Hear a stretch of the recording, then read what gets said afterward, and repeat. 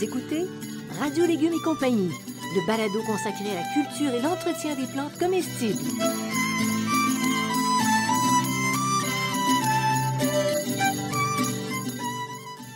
Laitue, Basilic, plantation, poivron, bleuets, pollinisation, haricots, arrosage, fraises, insectes ravageurs et maladies, concombres. fertilisation.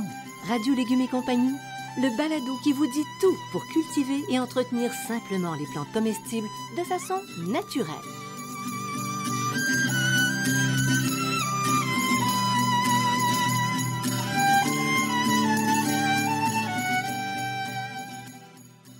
Cette émission vous est offerte par Sem Saveur, le spécialiste des plantes comestibles prêtes à planter. C'est l'heure du jardinage, car qui jardine, dîne! Des plants de légumes savoureux et colorés, de fines herbes qui font voyager, de petits fruits irrésistibles, tout prêt à planter. C'est ce que vous propose Sem Saveur. Consultez la page Facebook et le site web de Sem Saveur pour des astuces de jardinage et des idées de recettes. Vous savez quoi? On est très content de vous accueillir à Radio Légumes et compagnie. Bonjour tout le monde. Bonjour Bertrand Dumont. Bonjour Janine Ross. Cher Monsieur Bertrand. Mon Dieu que ça Non, commence. j'ai une réflexion. Oh, attention, mesdames et messieurs. On scrute l'espace. Mais étudie-t-on ce qu'il y a sous nos chaussures et sous nos pieds, Bertrand? C'est important de connaître l'espace et le cosmos, mais ce qui est sous nos pieds, c'est peut-être encore plus important parce que si l'espace nous nourrit peut-être en termes de fantasmes, sous nos pieds, ça nous nourrit en termes de nourriture, de réel. C'est ça. Alors, regardons bas, soyons humbles et partons à la découverte de la vie fantastique et insoupçonnée du sol. Quand même, c'est Quand pas même, rien. Hein? oui. Mais c'est tellement vrai. Alors Bertrand, on va essayer d'y aller de façon claire pour que tout le monde comprenne et on va voir ce que ça donne. Mais ce qui est intéressant à dire, c'est que d'abord, c'est un parent pauvre depuis plus d'un siècle dans les considérations horticoles et agricoles. La vie du sol, pourtant, ça représente une fantastique biodiversité qui est au service du jardinier, tenez-vous bien, gratuitement. Bon. Alors là, je vais faire l'avocat du diable en partant gratuitement. Ça vaut rien. Pourquoi ça vaut rien? Parce que quand on paye pas, il paraît que ça vaut rien. Eh bien, c'est ça. La Tu vois? nature nous donne plein de trucs gratuits. On les paye pas, puis comme on s'en préoccupe pas, ben, ça vaut rien. Mais si on s'en préoccupait, ben, ça nous coûterait moins cher. Donc, on s'en préoccupe. Mais c'est tout à fait sérieux, Oui, ce dont oui, on se moque, oui. là. C'est Non, tout à non, fait c'est sérieux. ça. Alors, c'est gratuit. Alors maintenant, l'importance, donc, des ouvriers du sol, les vrais. Les organismes du sol, on parle de milliards d'organismes. J'ai bien dit des milliards d'organismes.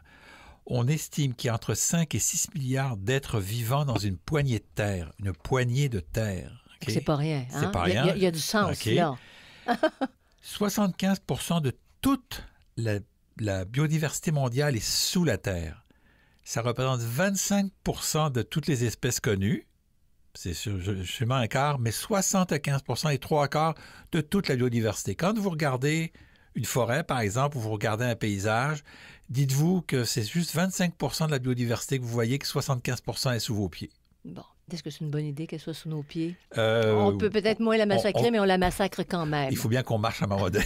Il faut bien qu'on marche. À moins qu'on se mette tous à l'éviter, à ce moment-là, ça va être une bonne manière. Ah, c'est peut-être ça qu'ils recherchent. Hein, tu sais, quand tu l'évites, tu l'évites de marcher sur le sol. Tu évites de marcher sur le sol, oui. Alors, de quels organismes tu veux nous parler? Alors, on va parler des végétaux, la flore, et des animaux, la faune qui vit sous le sol. Parce que sous le sol vivent la faune et la flore. Alors, il y a différentes sortes de flore, comme sur la Terre, puis il y a différentes sortes de faune, comme sur la planète. Alors, je vais vous parler aujourd'hui de la mégafaune, de la macrofaune, de la mésofaune et de la microfaune. Donc, la très grosse, la moyenne, puis la petite. Puis du côté de la flore, on a la macroflore, qui est très souvent oubliée, et la microflore. Alors, plongeons dans le vif du sujet. Sous terre. Alors, quelles sont les fonctions, Bertrand? Puis là, il va falloir que tu nous organises ça clairement. Les fonctions des organismes du sol. Alors, les gros organismes, OK, vous allez voir tout à l'heure dans quelques minutes qu'il y en a des gros. Ils brassent, ils aèrent, ils malaxent la matière organique pour en faire des milieux capables d'être hébergés par la vie et notamment par les plus petits. Donc, on dit qu'ils ont des actions mécaniques et chimiques. Les plus petits, eux autres, ils fractionnent les éléments organiques en minéraux du sol et ils vont les rendre encore plus accessibles à des micro-organismes, OK, qu'on appelle parfois microbes, mais je n'utilise jamais ce mot-là parce que je trouve que ça a une connotation négative, microbes, donc micro-organismes, et leurs activités est essentiellement chimique. OK? Donc, on a les gros puis les petits. Les gros et les petits. Bon, on part bien, c'est assez simple. Alors, pour dissocier le sol de la plante, est-ce qu'on peut dissocier le sol de la plante? Absolument pas. Mais dans le désert? Absolument pas. Ben, vous avez des micro-organismes qui vont... Mais dans le désert, il n'y a presque pas de micro-organismes. Là. OK? On parle, là, ce dont je vais vous parler aujourd'hui, c'est à peu près dans une forêt là, naturelle ou un terrain naturel, une steppe naturelle. Il y a un petit peu de micro-organismes, mais très peu. Ils sont très adaptés à des conditions particulières. OK? Bon. Donc, on ne peut pas dissocier sous nos climats le couple sol-plante. OK? Sans sol, pas de plante. Et sans plante, pas de sol naturel. Alors, quand tu parles vraiment de couple, oui. c'est ça. C'est ça. Oui. S'il n'y a pas de sol, il n'y a pas de plante. Alors, vous allez me dire, oui, l'hydroponique, mais ça, c'est une invention des humains, donc je parle en termes naturels. De la nature, c'est ça. Et sans les plantes, il n'y a pas de sol parce que les plantes vont nourrir le sol, vont nourrir les organismes du sol. Donc, c'est intimement lié. Et c'est ce qu'on fait exactement. On fait exactement le contraire là, en agriculture. On arrache tout. Ben, c'est ça. Mais de moins en moins. De moins en moins. On arrachait. Okay. On va mettre ça au passé. Donc, plante et sol, ça marche ensemble. C'est un couple. C'est un couple qui marche ensemble. Puis s'il y a un des deux du couple qui n'est pas là ou qui ne marche pas ensemble, ça fait un divorce. Mais qui est le plus important dans les deux? Aucun. Aucun? C'est comme dans un vrai couple. Chacun apporte son morceau, chacun apporte sa contribution, puis c'est les deux qui fonctionnent, mais c'est dès qu'il y en a un qui ne fonctionne plus, ben ça ne marche plus. OK. Alors, il n'est pas question d'une plante qui vient avant les micro-organismes? Non, pas du tout? Non. Il n'y a pas la plante en premier, là? Non, c'est un ensemble, OK. Dans la plupart des livres consacrés à la vie du sol, on vous parle toujours des plus petits organismes vers les plus gros. OK? Donc, des micro-organismes vers les plus gros. Pourtant, c'est complètement le contraire. Elle est intimement liée à la dégradation de la matière organique, donc les plantes. Donc, ce qu'il y a de plus gros. Ce qu'il y a de plus gros. Et c'est ce qu'on appelle la mégaflore. OK? Jusqu'au processus qui débute à la fragmentation, à son incorporation du sol et à son utilisation par la plante. Mm-hmm. Donc, la plante métabolise des minéraux, métabolise un certain nombre de choses, meurt, va sur le sol, tombe sur le sol, est dégradé par la vie du sol qui va permettre de recycler les minéraux, les différents éléments pour que la plante puisse repousser. Donc, sans le processus des micro-organismes, sans le processus des organismes du sol, la plante ne peut pas pousser. Mais la plante est importante. Alors, on a longtemps pensé qu'il suffisait de remettre de l'engrais, mais on sait aujourd'hui que ça ne marche pas comme ça. C'est plus que ça. Et c'est plus que ça. Quand tu dis la présence de la plante, oui, absolument. Elle est nécessaire. Absolument. Vous écoutez Radio Légumes et compagnie, le balado consacré à la culture et l'entretien des plantes comestibles.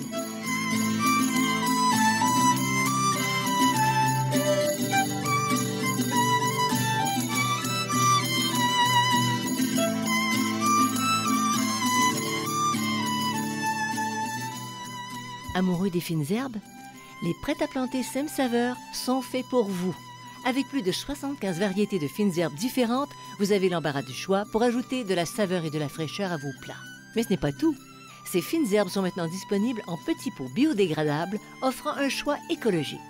Adoptez les prêts-à-planter Sème Saveur, c'est jardiner de manière amusante et responsable.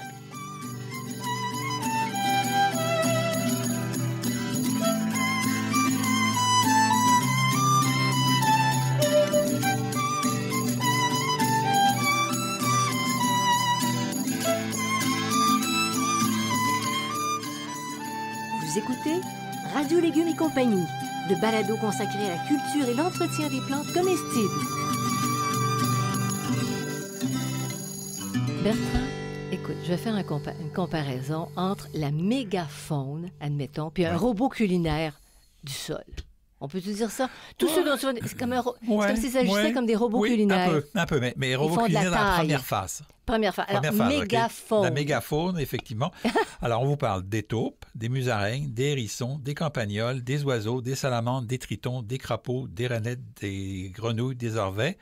Et puis aussi il y a aussi une population qui va réguler les hérissons, les campagnols, sont les blettes, les hermines, les renards, les chats, les rapaces diurnes et nocturnes. Donc déjà, il y a déjà un contrôle de certaines populations qui sont faites par d'autres populations d'animaux. OK? C'est de quoi est composée la mégafaune. OK? À quoi elle sert la mégafaune? Elle sert à brasser puis à fragmenter la matière organique. Tout simplement, les animaux, là, on vient le musaraigne, les hérissons et compagnie, ils vont briser les feuilles de la matière organique avec leurs pattes lors de leur déplacement. Ils vont commencer à casser ça. Pourquoi? Parce que les micro-organismes dont on parle tout le temps, ils ne peuvent pas arriver au départ dans des gros morceaux. Ça leur prend des tout petits morceaux. Ils vont aussi produire de la matière organique utilisable par les plus petits organismes. Ils vont mourir, ils vont avoir des excréments, donc ils vont travailler. Ils vont réguler les populations du sol. Ça va revenir à toutes les faunes et les flores. Ça régule. Il y a toujours un système de régulation. Donc, si on détruit la vie d'un élément du sol, on vient en déséquilibre et là, on perd cet aspect-là. Okay? Tu brises cette chaîne de travail, dans le fond. Cette chaîne de travail. Oui. Ils vont donc aérer le sol. Ils vont produire eux-mêmes de la matière organique puisqu'ils vont avoir des excréments et ils vont devenir des cadavres. Okay? Donc, ils continuent à alimenter la vie du sol aussi. Donc, pourquoi? Parce qu'ils ont mangé des plantes. Mais ils ont fait des tunnels, des colossaux. On va y revenir sur les tunnels. On va y revenir. OK. Mais une taupe, c'est bien déplaisant, mais ça fait un méchant travail. C'est ça, effectivement. Maintenant, on arrive, là, tu nous as parlé de la mégafaune. Oui. On réduit, on s'en va à la macrofaune, d'autres travailleurs. La macrofaune, on la considère, c'est entre 4 et 80 mm. Okay? C'est pas très gros. C'est pas très gros, OK? Le principal qu'on connaît, c'est le ver de terre. Et là, je vais vous apprendre peut-être quelque chose, mais les vers de terre n'existent plus en Amérique du Nord depuis 12 000 ans. Dernière glaciation, il y avait des vers de terre. Dernière glaciation, recouvert de glace, et ça a tué tous les vers de terre. D'accord. Et donc, depuis 12 000 ans, les vers de terre ont été importés par les colons, OK? Et ils sont venus coloniser, eux aussi, les vers de terre. J'ai écouté un reportage récemment. Les vers de terre qui sont au Québec viennent de la Bretagne et les vers de terre qui sont en Ontario viennent de l'Angleterre. C'est pas vrai. Même là, oui, même là. Ils ont été capables de retracer l'origine. Mais pourquoi ils transportaient leurs vers de terre, peux-tu me dire? Ils l'ont pas fait exprès. Ils ne savaient pas qu'ils transportaient les vers de terre. Parce qu'ils transportaient des quoi, des plantes? Ils travaillaient ce qu'on appelait des tontines, c'est-à-dire que c'était des pots avec des protections pour les plantes. Ils transportaient leurs plantes, puis en transportant leurs plantes, ils ont importé les vers de terre. Donc, c'est vraiment par mégarde. Ils ne savaient pas ce qu'ils faisaient. Non, ils ne savaient pas ce qu'ils faisaient. C'était il y a quand même 400-500 ans. Alors, ça a remplacé le grand raclage des grands glaciers qui avaient tout emporté. C'est ça. OK. Et donc, en Europe, on vous dit qu'il y a environ entre 300 et 1000 vers de terre par mètre carré. Oui. Et c'est une donnée qui est souvent rapportée ici, mais qui est fausse. En réalité, en Amérique du Nord, on a entre 200 et 300 par mètre carré. C'est beaucoup moins qu'en Europe. Des vers de terre dans les terres cultivées. On sait aujourd'hui que ces fameux vers de terre deviennent problématiques dans les boisés. Ça, c'est une autre histoire. On peut faire un autre balado. Parce que là, il y en a trop. Parce que là, il ne devrait pas y en avoir. C'est-à-dire que les vers de terre, oui, c'est bon pour les plantes qu'on cultive et tout ça, mais dans la nature, de manière indigène, les plantes n'ont pas besoin de vers de terre pour pousser. Donc, oui, on fait tous des grands parages autour des vers de terre, mais les vers de terre, il faut les remettre à leur place, de temps en temps. Et en terre cultivable. En terre cultivable. Ils sont importants, mais en terre non cultivable, les terres nord-américaines, depuis 12 000 ans, produisent la matière organique, produisent du comestible sans avoir besoin de vers de terre. Bon, mais ils avaient des taupes, des musaraignes, des hérissons. Je dis pas le contraire, mais il y avait d'autres choses. Heureusement. Pas d'autres choses. On distingue donc, parce que les vers de terre, c'est des ouvriers spécialisés. Oui, c'est des ouvriers très spécialisés. Il y en a 3. Ce qu'on appelle les vers épigés. Eux, ils transforment les brindilles, les débris, les feuilles mortes. Ils travaillent donc à la décomposition du sol. Et eux, ils sont présents sur le dessus du sol et ils forment des galeries sur le dessus du sol. Ils en forment pas? Oui, ils forment des galeries sur le dessus du sol. Les épigés? Ils ne forment pas de galerie. T'as raison, excuse-moi. Ils ne forment pas de galerie. Non, ils sont sur le dessus du sol, ils ne forment pas de galerie. Ils travaillent en surface, eux autres. C'est ça. Il y a les vers endogés, OK? Oui. Et c'est eux qui font les galeries à l'horizontale. Excuse-moi, je me confonds.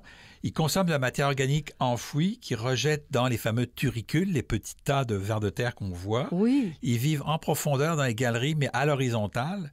Et puis, vous avez les vers anéciques, qui sont des vers qui se nourrissent de fragments de matière organique et d'excréments, et eux, ils se déplacent de haut en bas, et c'est eux les importants. Ils brassent les horizons du sol, ils enfouissent la matière organique et remontent la matière minérale. Et c'est ces vers-là qui sont les plus importants en agriculture, en horticulture. Donc, les vers anéciques. Est-ce que tu sais que c'est extraordinaire? C'est la première fois que j'entends parler de ça. C'est-à-dire que ça travaille en surface, ça travaille à l'horizontale et d'autres vers travaillent à la verticale. Dépendant des espèces, c'est pas les mêmes. C'est comme une mine. Oui, c'est comme une mine. Exactement et c'est comme pour ça qu'on dit que c'est des mine. ingénieurs du sol parce qu'ils brassent le sol sur la surface, ils brassent le sol en profondeur, puis ils brassent le sol en remontant. C'est pour ça qu'on les appelle les ingénieurs du sol. Mais ce que je veux dire, c'est qu'ils sont importants, mais ils sont... Faites attention qu'ils sont... Si vous vous mettez à compter sur un mètre carré chez vous, là, vous n'en trouverez pas 1000, là, c'est impossible. Là. Vous en trouvez moins. Même dans les 3 catégories? Oui. OK, de ces trois catégories-là de vers à terre, il n'y en a pas tant que ça. Non, pas tant que ça. Bon. On a aussi une autre sorte, en plus des vers de terre, dans la mégafaune. On est toujours dans la mégafaune. On est dans la macrofaune, pardon. La macrofaune. On est dans la macro. On est dans la macro. La macro, je reviens dans la macro. Les cloportes. Hein? Donc, ils réduisent les morceaux et se nourrissent de matière organique en décomposition, les feuilles mortes, les bois morts. La méga a commencé à casser tout ça, il continue à casser tout ça. Après ça, on a les myriapodes ou les mille-pattes, plus connus les mille-pattes, hein, oui. on sait. Il y en a qui n'aiment pas ça parce que ça bouffe leurs plantes, mais c'est une espèce végétarienne qui découpe les feuilles, les débris végétaux. Alors, vous avez même des espèces de mille-pattes carnivores qui vont manger les petits animaux en dessous d'eux autres. C'est-à-dire que les gros mangent toujours les plus petits en dessous, là. OK? Oui. Donc, c'est toujours comme ça que ça fonctionne. Dans la nature, c'est pas mal comme ça, même entre les humains. Vous avez toujours, dans cette zone-là, les mouches qui vivent dans la matière organique, fraîche et décomposée. Rappelons-nous que les mouches sont très importantes. Je vais vous raconter une petite anecdote. Les Australiens, les Anglais amènent des vaches en Australie, mais ils oublient d'amener les mouches qui détruisent la matière organique des bousses de vache. Et là, ils se retrouvent en Australie complètement submergés par les bousses de vache. Qui se détériorent pas. Donc, ça fait des monceaux de bousses de vache. Mais sérieusement. Donc, ils ont importé des mouches et à partir du moment où ils ont importé des mouches, ils n'ont pas eu ce problème-là. Les bousses Je te parle en 1800, là, dans l'année. Et les bousses, ce sont parce que les insectes, c'est des insectes, c'était des mouches. Donc, les mouches décomposent la matière organique. C'est très étonnant. Il n'y avait pas de mouches de remplacement en Australie. Et les larves, souvent, vont fragmenter. Après ça, vous avez les coléoptères qui recyclent aussi les matières organiques. Il y en a qui sont carnassiers, puis il y en a qui sont phytophages. Okay? Carnassiers qui mangent de la viande, donc ils vont manger d'autres organismes viandus. Et phytophages, ils vont manger des feuilles et ainsi de suite. Puis vous avez des hyménoptères. Le cas le plus connu, c'est la fourmi. Okay? Donc, qui participe aussi au brassage de la terre et de la matière organique. Okay? Autre... Et aussi au niveau minéral? Oui. Les fourmis? Oui, une forme de minéralisation. Mais c'est ça commence la minéralisation. C'est des processus. Ce qu'il faut peut-être ajouter, dire à cette étape-ci, c'est que tout ça se passe en même temps. Hein. Tout le monde travaille en même temps. C'est pas des phases, mais toutes les phases de minéralisation, d'humification se font toutes en même temps, là, tout en même temps dans ça. Mais quand tu parles de minéralisation, Bertrand, quand tu parlais des vers tantôt qui vont beaucoup en profondeur, ils remontent à ce moment-là des minéraux. C'est-à-dire la minéralisation, c'est la transformation de la... Je vais le rappeler, c'est la transformation de la matière organique en minéraux assimilables par la plante. C'est-à-dire que si vous avez du phosphore, par exemple, pour que le phosphore devienne assimilable par la plante, il faut qu'à partir de la plante, il soit minéralisé. C'est-à-dire qu'il ne soit plus en organique, mais il devienne en minéral. À partir du moment où il devient en minéral, il peut être utilisé par la plante. C'est ça, la minéralisation. OK. Puis tu nous parles des limaces que tout le monde adore. Que tout le monde adore. Elles se nourrissent de matière végétale tendre, puis elles accélèrent le broyage et le pourrissement de la matière organique, le broie donc. Et puis elles facilitent le travail des bactéries et des champignons. Hein, donc elles commencent déjà à travailler pour la suite. Les escargots aussi, qui se nourrissent de débris végétaux, vivants ou morts, la charogne, des champignons, des mousses, des insectes.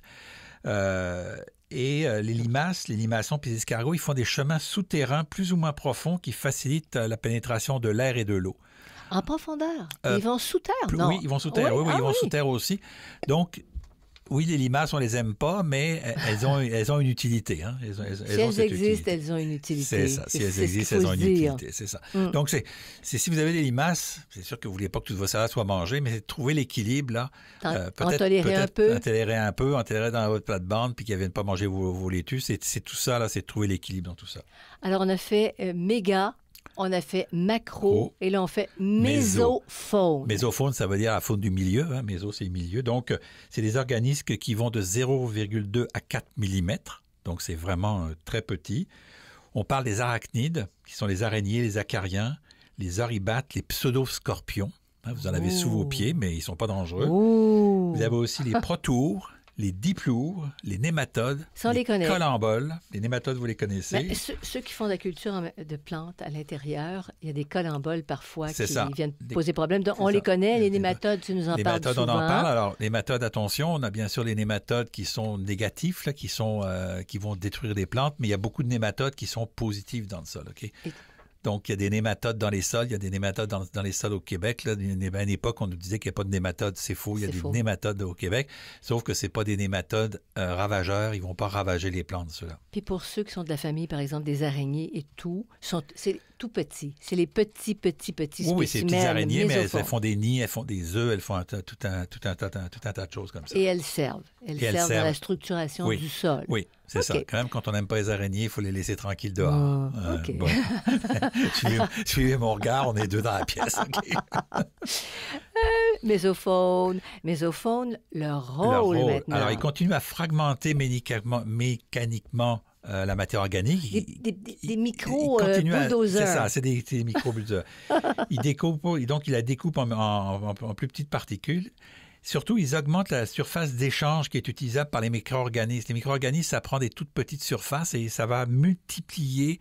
C'est-à-dire que si vous prenez une feuille puis vous la coupez en 2, en 4, en 6, en 8, en 10, en 20, en 50, en 100, ben à ce moment-là, arrivé à 100, les micro-organismes vont pouvoir commencer à l'utiliser. Mais tant qu'elle est à 2, ils ont de la difficulté, c'est plus compliqué. Ils vont le faire, là, mais c'est plus compliqué. Et puis, ils entraînent déjà aussi une modification au pH. Le pH, les arachnides et tout ça. Oui, ah tout oui? ça. La mésofaune commence déjà à modifier le pH. Bon, alors comment ça se passe? On va y revenir. On va revenir là-dessus. OK. Alors, on a dit quoi? On a dit méga. On a dit quoi? Méga, macro, méso. Méso, et là, on est rendu au micro. Microfaune. Microfaune. Ne pas confondre avec ce que nous utilisons. Microfaune. C'est ça. Donc, c'est des organismes vivants qui ont moins de 0,2 mm. Alors, cherchez pas à les voir à l'œil nu. Là, ça vous prend un microscope. OK? Là, on a les protozoaires et les amibes. Hein? Ça nous remonte loin, les amibes, là, parce que pour ceux qui se souviennent, les amibes, c'est les premiers qui sont arrivés sur Terre dans l'eau il y a ben longtemps, 4 milliards et quelques d'années, là. Alors, dans l'eau, les milieux humides. Très humides. Uh-huh. Donc, si votre sol n'est pas humide, il n'y aura pas beaucoup d'amibes, donc vous n'aurez pas beaucoup de microfaune. Ils sont soit contractiles, soit vibratiles, donc ils se déplacent, soit flagellés, soit c'est des filaments différents pour se déplacer.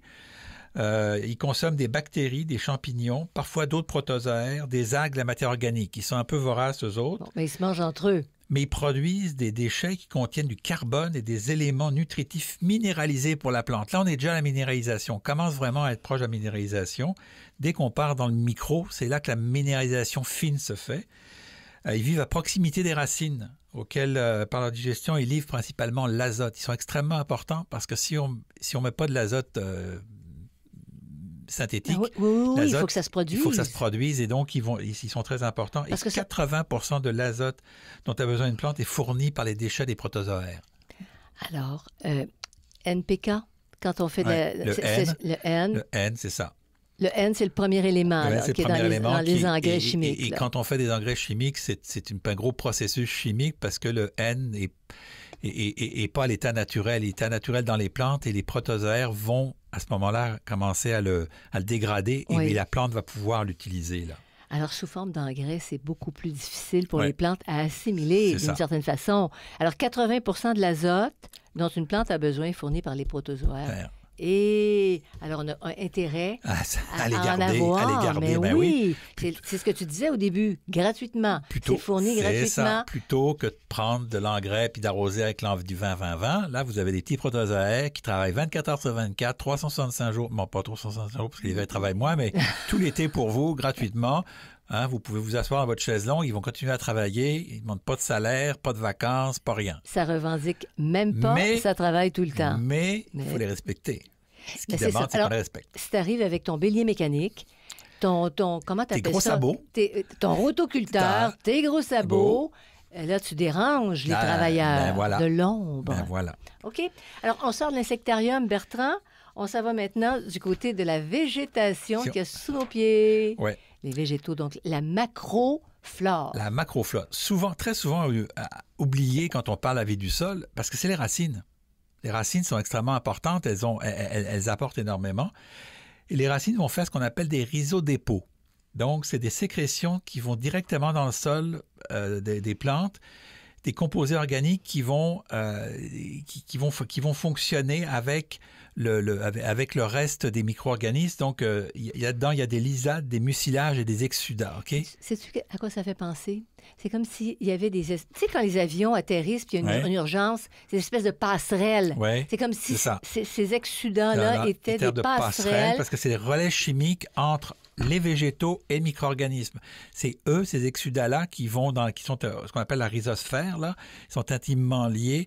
Et cette rhizosphère va être intimement liée à la microflore, à la microfaune. Et donc, c'est ça, ces racines sont très, très importantes parce que c'est elles qui sont l'interface, là. Oui, elles permettent les échanges. Et ces exsudats-là sont extrêmement importants aussi. Sais-tu quoi? Ça non plus, je ne savais pas ça. Ben non. Que les racines exsudaient des choses. Ben oui. Mais oui, sécrétaient, en fait. Ben oui, c'est très important.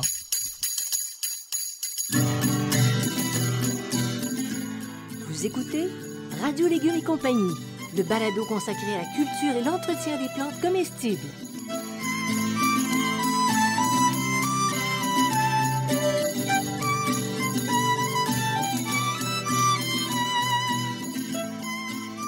Le potager urbain et le jardin fruitier facile et naturel sont des livres de base pour cultiver des plantes comestibles.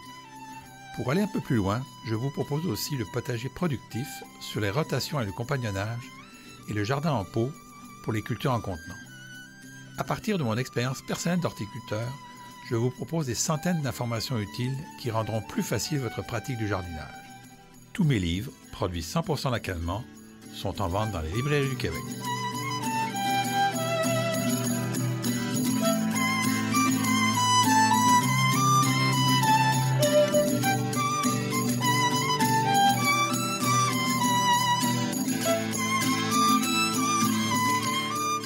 Vous écoutez Radio Légumes et compagnie, le balado consacré à la culture et l'entretien des plantes comestibles. Alors, on continue. On est vraiment dans la on dit microflore, mais microbiologie des sols. Oui, la microbiologie vraiment, des sols, ouais. Vraiment. Alors, les organismes, d'autres organismes qui composent la microflore. Alors, comme je l'ai dit déjà, je parle bien de micro-organismes, parce que je n'aime pas utiliser le mot microbe, qui est négatif. Là, vous en avez pas mal, attachez un petit peu vos trucs, parce qu'il y en a pas mal. La première, les plus connues, c'est les bactéries. Puis, soyez tranquilles, les bactéries du sol ne sont pas dangereuses, OK? Il y en a 10 millions à 1 milliard dans 1 gramme de sol de bactéries. Alors, je comprends maintenant les mères qui disaient « On lave nos mains quand on a joué dans la terre. » C'est ça. Elles solubilisent des substances minérales libérées lors de l'humification. Tout ce qu'on a vu, c'est le processus d'humification et va les rendre disponibles aux végétaux. C'est pour ça qu'on parle... Humification, Bertrand, c'est... C'est transformation de l'humus. Voilà. Et c'est transformation de la matière organique en humus. Vous avez la décomposition, l'humification et la minéralisation, enfin. OK, donc, on est là avec la microflore puis la microfaune, on est dans la minéralisation. On va rendre disponibles les éléments minéraux pour la plante. OK? Mm-hmm. Ils modifient le pH du sol, les bactéries, et ils produisent des antibiotiques qui protègent la plante. Quand même? Oui. D'accord. Okay. Alors, les bactéries, maintenant, il y en a d'autres. Les archées ou les archéobactéries. Bon, dis-moi pas que ça lance des flèches. Non, ils participent activement au cycle de l'azote et du carbone. Okay. Ils ciblent. Ah, mais il y a une cible. Oui. Voilà. Alors, les archers, cible, c'est bon. On va s'en souvenir. Et le carbone. Ils aident à rendre les nutriments disponibles pour la plante, hein, et ils produisent aussi des antibiotiques spécifiques. Okay? Donc, ils vont aider. C'est incroyable. L'autre, c'est les actinomycètes. Bien dit. Hein? Bien dit. Tout le monde les connaît. Tout le monde les connaît. Ils décomposent, eux, ils ont une particularité, c'est qu'ils décomposent la cellulose et la chitine. La chitine, c'est ce qui compose les les carapaces des crustacés ouais. et des insectes. Les fameux exosquelettes, quand ils font une mue, là, quand les insectes muent, OK, c'est de la chitine. Donc, c'est la même chose que sur les crevettes, les vraies crevettes, ça, à la peau, c'est ce ça. qui reste. Et là. c'est un produit extraordinaire. Je vous parlerai un jour de la chitine parce que c'est vraiment un produit extraordinaire. Ils humifient, mais ils minéralisent les matières organiques de toute origine afin de les rendre assimilables par les plantes.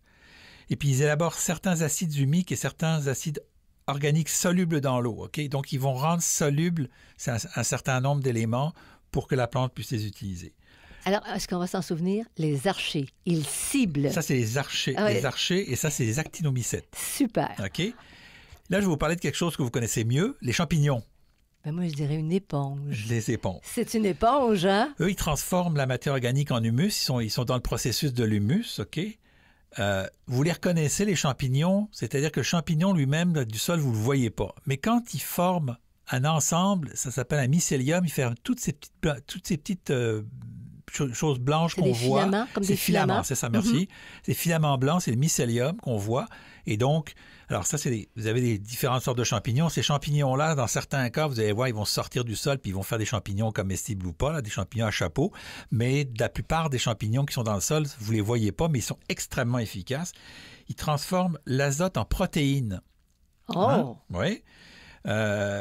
Et c'est un des rares organismes sur Terre qui dégrade cette matière d'azote en protéines. Okay? C'est très, très rare. Donc, ce qu'on appelle les hippes qui forment le mycélium participent à la stabilisation des sols. Donc, chaque petit morceau forme des hippes qui forment des mycéliums et ces mycéliums tiennent le sol ensemble. Hein, donc, c'est très important. Et puis, ce serait même, Bertrand, une parenthèse, ce serait même un système de communication entre les arbres. Oui, hein? oui. Mais c'est pas du fantasme. Non. C'est prouvé, c'est ça. La vie du sol. Là, je vous parle de tout ça, mais imaginez qu'on découvre aujourd'hui qu'il y a il y a des interactions incroyables, des milliards d'interactions qui peuvent se passer dans le sol. Je vous donne juste la liste des gens qui travaillent dans le sol, mais là, il y a des possibilités incroyables dans le sol. Quand on entre de façon éhontée dans n'importe quel terrain, puis qu'on brasse tout ça, on démolit tout ça. Alors, mettez de l'asphalte pour 10 ans sur un sol, puis vous avez pour 150 ans à ce qu'ils reviennent. Ben parce que cette vie-là est morte, voilà, c'est clair. Donc, ils agissent favorablement sur la structure du sol, ils structurent le sol. Ils s'imprègnent d'éléments minéraux puis d'oligo-éléments. Les micro-éléments, c'est les micro-éléments, donc pour les rendre assimilables. Puis ils fixent aussi, les champignons, les éléments dans le sol. Ils vont servir de fixation parce que si les éléments se promènent puis il pleut, ben l'eau va les faire partir. Les champignons, eux autres, ils les fixent. Okay? Au lieu de lessiver tout ça. Alors, il y a 4 grands types de champignons. Les basidiomycètes, qui sont des décomposeurs de la cellulose et de la lignine. La lignine, c'est ce qui compose le bois, donc notamment des feuilles mortes. Les myxomycètes, qui se nourrissent de fumier et de matières décomposées. C'est ce qu'on mange. En fait, les champignons de Paris, puis tout ça, c'est fait sur fumier. Oui, c'est ça, mais c'est ça. C'est une espèce, mais il y en a plein d'autres dans le sol. Les omycètes, qui décomposent les glucides, la cellulose et la chitine. Et les acidiomycètes, des bactéries fixatrices d'azote qui libèrent le phosphore des plantes ainsi que des produits antibiotiques. Ils produisent des antibiotiques. Ça avait été soulevé, que des champignons pouvaient produire des antibiotiques il y a quelques années, puis ça avait été... Ah oui! Mais qu'est-ce que ça, pénicilline? C'est pas un champignon? Ben, c'est ça, hein? C'est vrai. Là, je vous en parlais d'un autre champignon que vous connaissez sûrement beaucoup mieux, les mycorhizes, les champignons mycorhiziens. Eux, ils vivent en symbiose au niveau des racines. Hein? Ils ont besoin de la racine. La racine va leur apporter quelque chose. Les champignons, ils reçoivent des substances carbonées. Des substances carbonées. Substances carbonées. C'est du carbone, des substances avec du carbone, là, donc... Des feuilles mortes. Non, des substances carbonées, là, on parle de molécules de carbone, là, on est au niveau moléculaire. On est rendu au niveau moléculaire, OK. Et des glucides. Ils reçoivent ça principalement par les exsudats des réseaux dépôts. Les réseaux dépôts, c'est là ils servent de pont entre la partie... minérale et la plante, c'est les champignons mycorhiziens qui vont faire le pont, okay? qui vont aider à faire le pont. Qui vont aider. Parce que le réseau de dépôt, c'est sécrété par les racines. C'est ça, les racines. Donc, les racines donnent à manger aux champignons et en contrepartie, ils fournissent aux plantes, après avoir extrait donc du sol, l'azote, le phosphore, le cuivre, le zinc et d'autres micro-éléments. C'est-à-dire que le mycorhize, il dit « Donne-moi à manger », Puis en contrepartie, moi, je vais te donner de l'azote, du phosphore, du cuivre, du zinc, mais je t'ai préparé ça, parce que je suis un bon chef cuisinier, je t'ai préparé ça aux petits oignons pour que ta plante puisse l'utiliser directement. Elle n'a pas besoin de le métaboliser. Elle a juste à le métaboliser, elle a juste à le manger, puis ça va être bon pour elle. Parce que si je lui avais donné une feuille, elle n'aurait pas été capable de prendre la feuille puis la manger.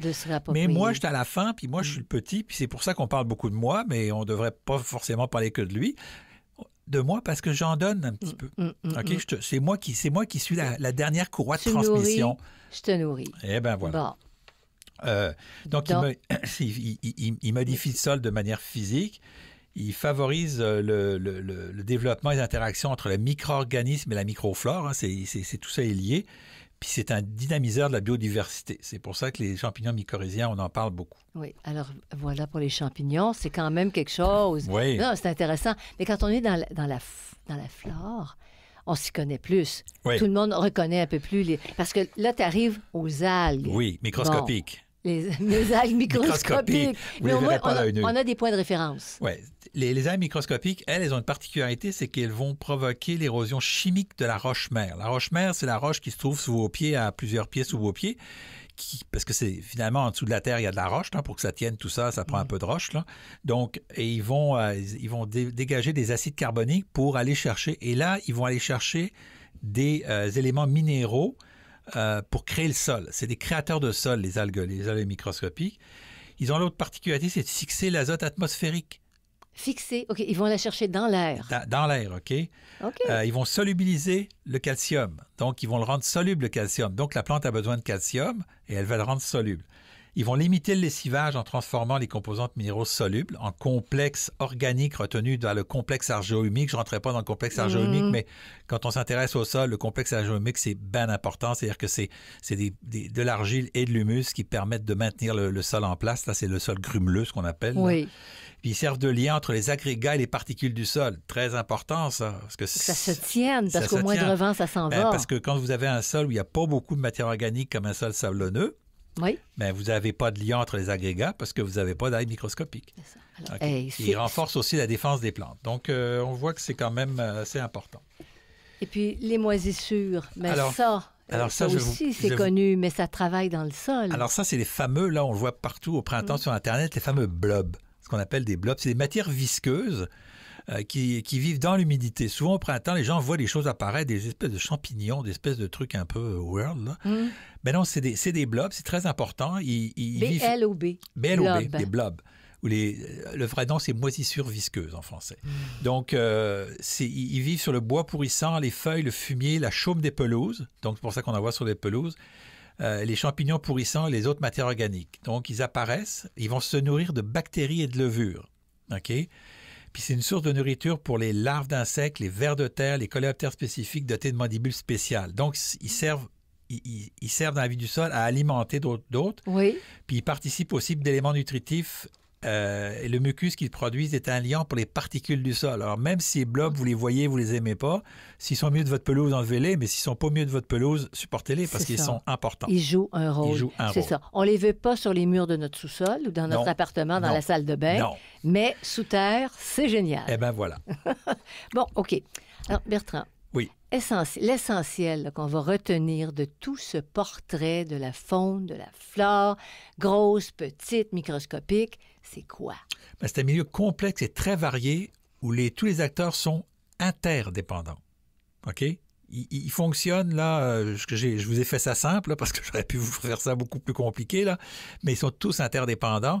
Et souvent, ils se comptent. Le plus gros contrôle le plus petit. C'est-à-dire qu'il n'y en a pas un dont la population commence à exploser. Oui, si on met le sol dans les mauvaises conditions, mais il y a une espèce d'autorégulation les uns par les autres. Dans un sol que tu ne travailles pas ou que tu travailles au minimum. C'est parce ça. qu'autrement, c'est là que tu brises la chaîne. Tu le retournes, tu montes ton sous-sol sur le sol, puis tu fais crever tout le reste en l'étouffant, ça ne marche pas. Donc, chaque acteur de la vie a besoin du précédent et de celui qui lui suit. Hein, on a bien vu, là, c'est pour ça que je voulais démonter depuis le haut, là, tranquillement. Mais comme dans la mine, tu parlais des vers de terre tantôt, comme dans une mine, ceux qui sont en haut acheminent l'air vers le bas. C'est ça. Les autres travaillent à l'horizontale. Puis chacun, c'est ça. Puis l'autre travaille à la Puis verticale. ils alimentent comme la dans machine. une mine. Exact. Comment t'appelles ça? Comment ils appellent ça? Des galeries. Ben, c'est des Dans les galeries, mines, c'est exactement. ça crée ça crée de l'air, ça crée de l'espace pour l'eau, pour l'air. Donc, chacun a sa fonction qui dépend de la précédente. OK? Chacun a sa fonction, puis si la précédente est pas faite correctement, ils peuvent pas faire leur propre fonction. OK? Donc, on parle des micro-organismes du sol, mais tant que les autres n'ont pas fait leur job, les micro-organismes peuvent rien faire. Non. OK? Donc, souvent, on se contente de parler des micro-organismes, mais ça marche pas. Puis chaque forme de vie agit comme un régulateur à la fois les organismes pathogènes, donc les organismes qui sont dangereux, mais aussi afin d'éviter la prolifération et le déséquilibre des organismes. OK? Avant, on parlait d'équilibre, maintenant on parle de fonctionnalité. Chacun a sa fonction, et dans sa fonction, c'est de produire quelque chose et de réguler les autres populations. Pour que tout ça reste gratuit, tout ce que ces ouvriers-là font, il faut les laisser s'organiser comme il faut, laisser aller. Absolument. Laisser aller, pas intervenir. Donc, quels impacts pour le jardinier? Je vais vous en donner 2. Peut bouleverser ou au contraire encourager diverses fonctions des organismes du sol. Donc, peut bouleverser, ça veut dire éviter les retournements. Et encourager, c'est mettre de la matière organique, de la bonne matière organique. OK? Des composts complets et non pas des composts avec beaucoup de mousse de tourbe où il n'y a pas grand-chose. OK? Des composts qui ne sont pas trop décomposés non plus. Si on vous prenez un compost extrêmement décomposé, ben il y a plein de monde qui va pas travailler là-dedans. Okay. Fait que tu mets ça dessus et ça se raccorde avec le sol qui est en place. C'est ça. Les échanges se font, les ouvriers vont aux bonnes places. C'est ça que tu veux dire? C'est ça. Mais si tu prends ce qu'on appelle un compost très minéralisé, ben là, la minéralisation est faite. Tous ceux qui font l'humidification, ils n'ont pas de travail parce qu'il n'y a rien. Puis donc, les autres ne peuvent pas bien travailler parce qu'il manque eux. C'est ça. C'est pour ça que souvent, ce qui est vendu en sac, c'est un peu plus avancé. Choisissez ceux qui sont les moins avancés, mais surtout ceux que vous prenez dans votre potager, dans votre composteur, il est moins minéralisé. Vous pouvez le prendre un petit peu plus, pas frais, là, mais un petit peu moins décomposé. Et là, vous allez aider votre vie du sol. Là, OK? Et donc, et cette bonne compréhension des mécanismes et des fonctions permettent de bénéficier gratuitement des fonctionnalités sol-plante. OK? C'est ça qui est important, c'est que si on entretient cette vie-là, on la respecte, on l'aide, OK? On va revenir sur comment aider la vie du sol. Mais mon but aujourd'hui, c'était de vous montrer cette complexité de la vie du sol, de tous ces éléments de la vie du sol, et que vous puissiez comprendre qu'elle est importante. Et puis après ça, on va essayer de voir comment est-ce qu'on est capable de la conserver. Mais la première chose, c'est de ne pas la bouleverser, puis d'en prendre considération, puis de l'aider à se développer, puis à faire sa job, quoi. En faisant le moins possible. Fait un jardinier qui regarde son potager, un maraîcher qui regarde son champ, va se dire, mes premiers ouvriers, c'est tout ça. C'est tout ça. Mes premiers ouvriers. Après, on verra s'il y a de la main-d'œuvre au Québec ou ailleurs. C'est ça. Je vais vous donner. On parle de pénurie de main-d'œuvre. Là, on n'est pas en pénurie de main-d'œuvre. On en masse. Mais je vais vous donner un exemple pour vous montrer à quel point. On parle des racines. On a parlé de la macroflore, pardon. Et les racines des plantes sont importantes. Mais les racines des plantes mauvaises herbes, dites mauvaises herbes, sont importantes aussi. C'est pour ça que les plantes spontanées, là, si vous en laissez un petit peu dans votre terrain, c'est pas grave, parce qu'elles vont avoir aussi une action, elles vont faire des exsudats, puis elles vont nourrir la vie du sol. Cette nourriture de la vie du sol va venir vous nourrir vos légumes. Ça veut dire que dans un champ ou dans un potager, à l'automne, puis ça, tu l'as fait dans notre potager, tu coupes pas les racines, tu les laisses dans le sol, puis tu nettoies, admettons, au printemps, t'enlèves ça, mais elle continue l'espèce de sécrétion que tu dis, là, des racines. Puis en plus de ça, toutes ces racines-là, c'est de la matière organique, là. Ben oui. Qui va se décomposer. Moi, quand j'arrache au printemps, j'arrache beaucoup moins. Ça va sur un composteur, mais j'arrache beaucoup moins de racines, j'en ai beaucoup qui restent dans le sol. Pourquoi est-ce que j'arrache au printemps? Tout simplement pour pouvoir replanter. Si j'ai des tomates, puis là, je veux mettre des betteraves, ben ça rentre en conflit. Fait que j'enlève mon plant de tomates, puis je vais semer mes betteraves. Mais c'est juste à cause de ça. Sans ça, je pourrais ne pas les enlever. C'est ça. Et tu les récupères au composteur, puis on les remet ensuite, parce que dans le composteur, il y a quand même... Est-ce qu'il y a de la vie qui peut s'installer? Je comprends. Dans le composteur, Mais tes ouvriers, là, t'as des cols en bol, t'as beaucoup de... Fait que tu les réintroduis. C'est moi qui fais le compostage, fait que je les vois. Avant, je le faisais, maintenant, je le fais plus. Hein? Bon. Mais tu as beaucoup de vers de terre dans notre compost. Oui. Tu as des vers de terre, tu as des collemboles, tu as des myriapodes, tu as plein d'affaires. Oui. Là, fait que si vous voyez beaucoup de vie dans votre composteur, dites-vous pas, ah mon Dieu, qu'est-ce qui se passe? Non. C'est sûr, quand vous l'avez acheté en sac, il n'y a pas grand-chose dedans, mais quand vous ne l'achetez pas en sac, quand vous faites vous-même, il y a de la vie. Pourquoi? Parce que ça prend tout ça. Les micro-organismes ne peuvent pas, eux, tout seuls, décomposer la matière organique. Ça prend l'ensemble des insectes. Et c'était pour vous dire combien ils sont, et qui sont nombreux, et qui sont importants. Alors, à chaque fois qu'on va marcher, c'est avec respect sur le sol, la terre qui n'est pas asphaltée, qui n'est pas en ciment, qui n'est pas en roche. C'est ça. Et dire « Merci la vie! » Voilà. Voilà qui fait le tour de notre potager pour aujourd'hui, Bertrand. Alors, si vous voulez continuer d'apprendre toutes sortes d'affaires, parce qu'on apprend des choses ici, vous consultez radiolégumes.com. Ça, c'est le site. Je vais juste ajouter qu'on a beaucoup de choses aujourd'hui sur ce balado. Tout ça est sur le site. Il y a un texte avec tous les noms, avec toutes les informations. Oui. Donc, si vous n'avez pas pu prendre des notes sur toutes, là, soyez pas inquiète. Il y a un texte qui est sur la page de Radio Légumes. Comparaison à ce balado, donc on parle des acides de 2007, on parle des plours, des diplours, des protours et tout ça. Ça va renforcer nos connaissances, si on veut le voir par écrit. C'est ça. Alors, il y a évidemment toute la banque de balado qui est disponible quand vous en avez le goût. Je voudrais remercier Sem Saveur qui nous supporte dans notre démarche et remercier Xavier Gervais-Dumont pour la musique, Charles Gervais-Dumont pour l'assistance technique. Merci beaucoup, Bertrand. Ça a été un voyage pas au fond des mers, sous la terre, en votre compagnie. Salut tout le monde, portez-vous bien. Merci et bonne soirée. Vous écoutez Radio Légumes et compagnie, le balado consacré à la culture et l'entretien des plantes comestibles.